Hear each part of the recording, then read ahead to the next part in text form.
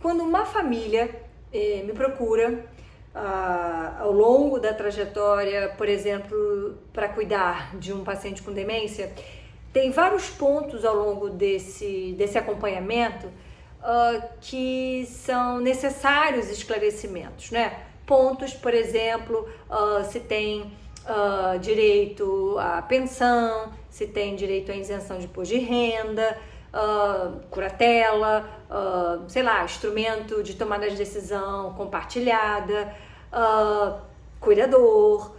Tem vários itens desse cuidado que a gente vai conversando ao longo do tempo, principalmente diante da piora da doença e diante de intercorrências clínicas, né? Uma queda, uma infecção, uma desidratação. E aí a doença vai continuando, hoje eu estou falando especificamente da demência por doença de Alzheimer, hoje não tem cura, a gente está falando em maio de 2024, ela evolui, ela progride e ela tem algumas características, não é? Cada vez mais uma perda muscular, uma dificuldade do equilíbrio, a pessoa vai perdendo a capacidade, né, de andar sozinha, a chance de queda é grande, vai se apropriando, digamos assim, da cadeira de roda e depois nem isso, porque há uma perda, né, desse equilíbrio do tronco, ela fica mais tempo acamada. Em paralelo, se não há a possibilidade de fazer fisioterapia, você vai tendo o que a gente chama, não é, de uma síndrome da imobilidade, você tem um enrijecimento, né, das articulações por uma perda do líquido articular, você então vai ficando em posição viciosa, você tem um encurtamento e contratura, né, muscular, redução, né, contratura também dos ligamentos, mais chances de lesão por pressão. Então, todo cuidado é importante do início ao fim. Os cuidados na fase avançada são tão intensos quanto uma terapia intensiva. A gente tem que ficar, não é, de olho na oferta da alimentação para que não vamos pensar que vai ficar gordinho, né, que não vai perder a pose, mas essa pessoa ela já está perdendo peso, essa pessoa já entra num quadro de desnutrição porque é uma doença inflamatória. E aí vem então algumas decisões chamadas decisões de fim de vida. A gente trabalha muito com as famílias em relação ao limite proporcional terapêutico, o que seria desproporcional, que poderia causar um sofrimento maior. Então a gente fala do que a gente não gostaria que a nossa mãe sofresse ou que, pelo contrário, que gostaria que ela passasse. Existe um termo, não é, chamado testamento vital, que são exatamente eu atestar o que eu gostaria para a minha vida, principalmente num cenário em que eu não vou poder dizer o que eu quero. Então, isso para o paciente, numa fase, por exemplo, inicial da demência, é muito importante para ele se apoderar e a gente tentar assegurar que esses desejos serão cumpridos. Normalmente esse papo é difícil, os filhos têm dificuldades, já tá agorando, quer minha morte, tá interessado no meu dinheiro, às vezes não é nada disso. Às vezes é uma necessidade de organizar, do ponto de vista prático, determinados caminhos do cuidado. E aí surge, por exemplo, a decisão de não ir para o hospital. Recentemente eu tive a oportunidade de fazer, não é, esse acompanhamento. Eu entrei no caso, o paciente era um senhor que já tinha uma demência avançada, mas ainda tinha controle de tronco, ainda tinha interação, mas com um tempo, né, depois de 4, 5 anos, se não me engano 4, 5 anos, ele então entra numa fase de cuidado ao fim da vida. E aí a família, né, o seu filho e a filha, né, são 2 irmãos, um casal, decidem manter ele em casa. Isso é um ato de coragem, é um ato de amor, porque não é fácil. Por mais que a gente romantize, seja nos filmes, nos livros, nas novelas, os cuidados de fim de vida em casa, há uma dificuldade muito grande desse, não só entendimento, mas assim, de bancar, sabe? Emocionalmente não é fácil. Além disso, há uma necessidade de uma infraestrutura, sim, com pessoas ajudando nesse cuidado, um cuidador, um técnico de enfermagem. A gente vai precisar ter um arsenal, por exemplo, terapêutico de determinadas medicações e acompanhando. E aí agora a minha ideia é passar para você quais são as características dessas últimas horas, últimas semanas de vida. Por quê?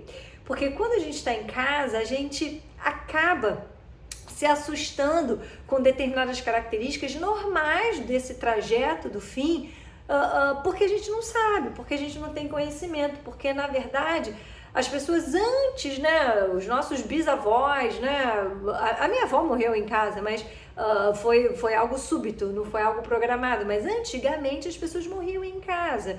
Então essa cena final era mais do cotidiano, hoje em dia não é. Hoje em dia a morte é escondida no hospital, hoje em dia a morte vai para terapia intensiva, né? Tem medicações, ventilação mecânica, sedação e tal. E como geriatra e mais ainda como paliativista, eu acredito que talvez não seja a preferência da maioria das pessoas. É isso que eu estudo, que eu leio nos artigos, é isso que eu converso aqui no consultório. Então, essa não é uma conversa fácil. E quais são os sinais, então, que a gente tem que acompanhar? Normalmente, quando o paciente já está numa fase avançada da demência, ele já está com dificuldade de engolir, ele já está num período em que ele passa maior tempo sem interação, ele está em mutismo, ele tem dificuldades de expressar até com a voz o que efetivamente ele reage, né? Por exemplo, a dor, talvez ele não vocalize, ou talvez ele fique mais fazendo expressões faciais, né? Diante de dor, pode ser que piore, por exemplo, o trânsito intestinal. Então a gente vai percebendo, né, que é como se fosse uma vela, né, que vai se apagando. Então a gente vai percebendo mais sonolento. Essa é 80%, né? A gente chama de rota normal, né? Entra num delírio hipoativo nessas últimas horas, últimos dias, né?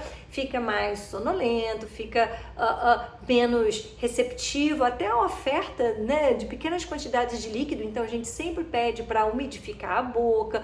A respiração fica num padrão diferente, é um padrão irregular. A pele, não é, vai perdendo o turgor, que a gente chama, né? Não tem essa pele mais firme. A urina vai reduzindo. Às vezes a barriga fica um pouco mais distendida, não evacua. E o que a gente tem que fazer? Tem que estimular, nem que seja com toque retal, com o uso do supositório. Por quê? Porque a gente ainda, essa pessoa ainda produz secreção, né? Tem a saliva, tem o intestino, por mais que a gente funcione nessa fase um pouco mais seco, isso é importante, a gente não taca líquido, tem que tacar glicose, tem que tacar soro. Não, pelo contrário, nas últimas horas de vida, nos últimos dias de vida, a gente precisa deixar essa pessoa um pouquinho mais seca. Isso ajuda no uso das medicações, no metabolismo hepático, renal, porque isso é um momento. Lembrem-se que é a via, né? É a via final. E aí, no início a pressão sobe, depois a pressão vai descendo, nessas últimas horas então a pressão desce, no início tem uma taquicardia, depois a frequência cardíaca vai caindo, a saturação vai caindo, então não tem oxigênio, não tem catéter, não tem nada que vá mudar essa trajetória, que a gente chama de processo ativo de morte. O processo ativo de morte é um momento, né, de uma intenso movimento, intenso metabolismo, né? Tem pessoas, inclusive, que apresentam febre. Então, a respiração ela vai se tornando mais rápida, mais acelerada, em virtude disso, né, desse catabolismo. Eu falei em relação à temperatura que pode subir, mas outras características também. Por isso essa oscilação de pressão, o pulso periférico cada vez mais fino. Depois, quando efetivamente ele fizer, não é? A gente chama, quando acontecer a morte, mas a gente usa eufemismos, né? Quando fizer a passagem, quando ele se despedir, efetivamente vocês vão perceber que não tem mais a respiração, o olho, não é? Se você abrir o olho, vai ver a pupila está midriática, você vai perceber uma coloração azul inicialmente no leito unguial, depois vai ficar pálido, o corpo vai ficando frio, né? Isso é muito difícil, isso é muito esquisito, esse vídeo muita gente não vai nem querer até ver o final, mas ele é importante para esclarecer, porque é um ato de amor.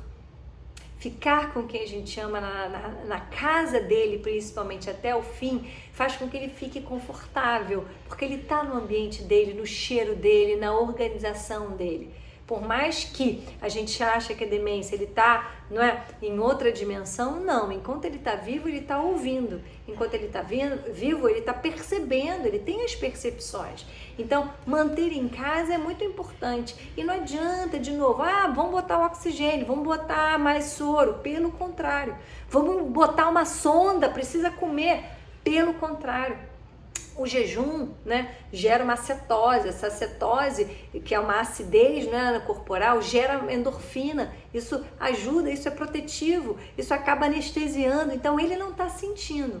Quem está vendo, quem está do lado, que fica bastante preocupado. Então, escolham, se for essa tomada de decisão, escolham um médico da sua confiança, mais ainda, tecnicamente capacitado para isso, que vai estar ao seu lado junto com o enfermeiro de confiança dele para poder administrar, para poder acompanhar. Às vezes é só acompanhar.